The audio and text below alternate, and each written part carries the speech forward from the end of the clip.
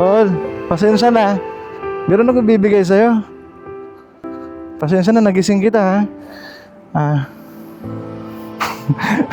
Kinabahan ako, bakit yung ba? Baka magulat ka eh. Oh. Kanina napansin kasi kita, kanina may... Akala ko walang tao. Ayos ka lang dito? Sige. Sampu kayo? Taga-sampu kayo? Probinsya nyo? Sa Las Piñas lang po talaga kayo? Wala kayong probinsya? Okay. Sige po. Anong pangalan nyo po? Gary. Ako po si Philip. Madalas po ba kayo dito? Sige po. Guard? Oo. Sige. Ingat Gary ha. Pasensya na, baka nagulat kita sabi. Alam ko alerto kayo sa mga ganito eh. Ingat Gary ha. Inilawan ko talaga kasi medyo madilim eh. Baka kasi kakabahan ka, baka mabigla. Sige Gary ha. Pasensya na ha. Salamat.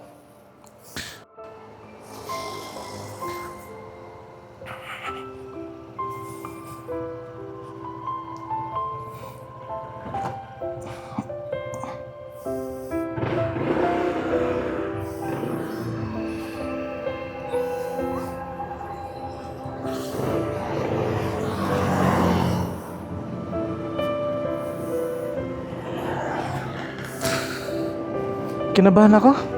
Masyadong malaki si Gary. Siya po si Gary. Tubong Las Piñas. Sa bagay, wala naman po talagang accent. Wala po siyang kahit anong katulad ko, Bisaya. Ang laki niya.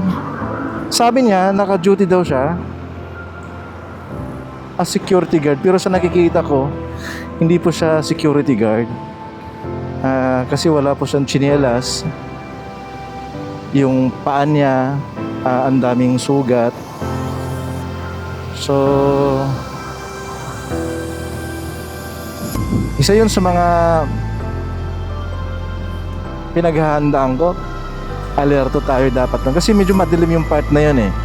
Either aabutan ko siya ng tulog, mas maganda, or aabutan ko siya ng gising. So, gabi kasi, alam mo yung mga insect na mga yan kasi talagang mabilis. Mabilis yung instinct nila. So, sa ilaw pa lang. Actually, hindi niya narinig yung... Kasi maingay eh. Kalsada eh. Actually, sa ilaw pa lang. Ramdam niya na may taong... Ibang tao na lumalapit sa kanya. Ang galing. Ay. Okay. Maraming salamat. Meron naman tayo isang nakita ngayon. Salamat sa Diyos.